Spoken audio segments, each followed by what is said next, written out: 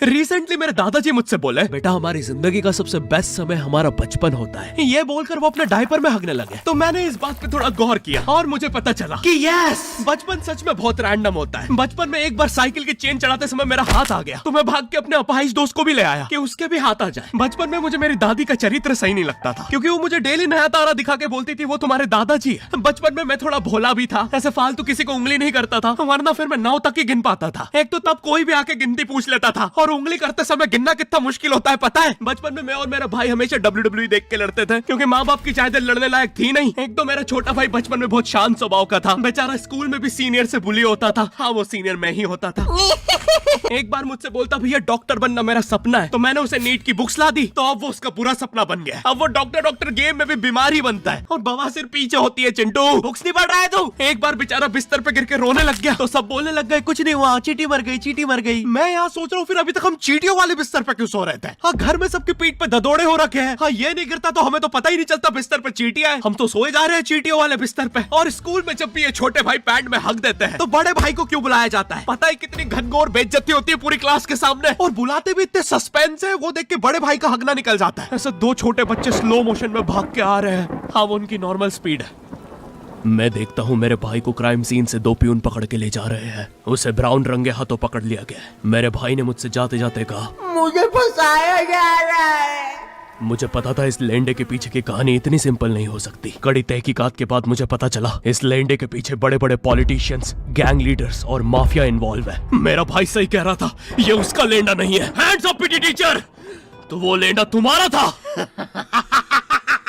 तो तुम्हें पता चल ही गया, तुम मुझे कभी नहीं पकड़ सकते। रुको, भाग गया। जाने दो उसे बेटा, हमने पीटी टीचर के बड़े भाई को बुला लिया है वो लेंडा उठाने।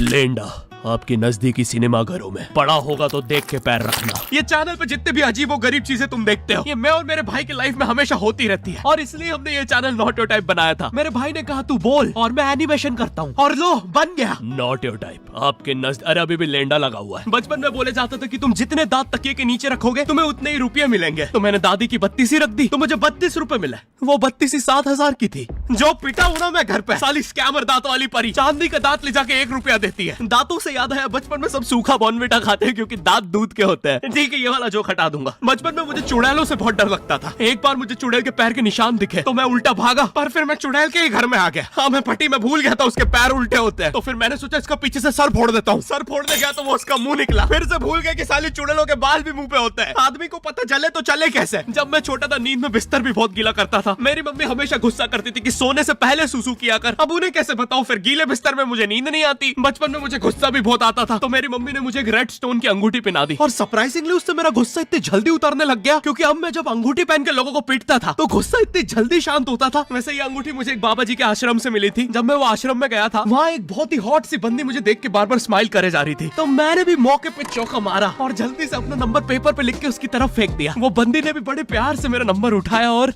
खा लिया। अरे भाई, उसको भूत लगे, वो तब से सबको स्माइल दे रही है। हम भी सुबह से नंबर फेंक रहे हैं, अभी तक 2 किलो पेपर खा गई है। अब तुम्हें भी ऐसे रैंडम भूतों या स्ट्रेंजर्स पास नंबर ना फेंकना पड़े प्यार के लिए, इसलिए हमेशा बोलती रहती थी कि बाहर जाके खेलो। अब बाहर मेरे मोहल्ले के बच्चे भाई वो ऐसे अजीब अजीब से गेम्स खेलते थे। कहीं ड्रैगन फ्लाई में रस्सी बांध के उसको पेट बना लिया है, कहीं नंगे भाग रहे टायर के पीछे लकड़ी मारते मारते। मेरी मम्मी को उन पे दया आ रही है कि बेचारे गरीब बच्चे किसी भी चीज से खेल लेते हैं, फिर हमारी कार पलट जाती है। हाँ, वो टायर हमारी कार का था। और मुझे एक बात बताओ, चक्के से खेलने पे वो गरीब कैसे कंसिडर हो रहे हैं? क्या पता उनने कार खरीद के चक्का निकाला हो, क्या पता लैम्बोर्गिनी के चक्के से खेल रहे हो। नहीं, तुम्हें कैसे पता चल रहा है वो गरीब है या अमीर? और एक चक्के से इतनी सारी एक्टिविटी करेंगे ये लोग। कभी चक्के में रस्सी बांध के झूला बना दिया, कभी झूले से फिका के खुद को लूला बना दिया, कभी लूले पे झूला बांधकर हुला हू बना दिया। ये इतने हरामी बच्चे थे, इनके साथ कोई भी घर घर नहीं खेलता था, क्योंकि घर ये जुए में लगा के हार जाते हैं। ये वो बच्चे जिन्हें तुम रिमोट कंट्रोल कार भी दोगे तो उसकी मोटर निकाल के पंखा बनाएंगे। एक बार इन्होंने रिमोट कंट्रोल रिमोट बनाया था। तुम अगर इस रिमोट पे बटन दबाओगे तो इस रिमोट पे बटन दबेगी, बस। ये लोग मकर संक्रांति के दिन पतंग भी लूटते थे दुकानों से। पतंग से याद है, मैं बचपन में अपने दोस्त जनक के साथ बहुत पतंग उड़ाता था। जनक गुजराती था, और गुजराती लोग तो बहुत बड़े पतंगबाज होते हैं। वो लोग गला काटने के बाद भी काहे पोचे चिल्लाते हैं। जनक मेरे घर पे इतना बड़ा गिर्रा लेके आता था पतंग उड़ाने। उसमें पता नहीं कितने 1000 किलोमीटर का मांझा लपटा होता था। हम दोनों का सपना था उस गिर्रे की पूरी ढील देना। एक बार तो गिर्रा खाली होने ही वाला था, पर वो पतंग तो घूम के हमारे पीछे से आ गई। हमने हमारी पतंग काट दी। तो इस बार हमने सोचा पतंग पूरी परपेंडिकुलर उड़ाएंगे, स्ट्रेट। हमने 2 घंटे ढील दी, वो मांझे में वेव सिग्नल आने लग गए प्राचीन भाषा में। हमें लगा हमने एलियंस ढूंढ लिया, बट फिर धीरे से वो सिग्नल क्लियर हुआ। हमें पता चला हमने कोई नासा का 100 मिलियन का टेलीस्कोप काट दिया। पतंग नीचे ले, टेलीस्कोप काट दिया।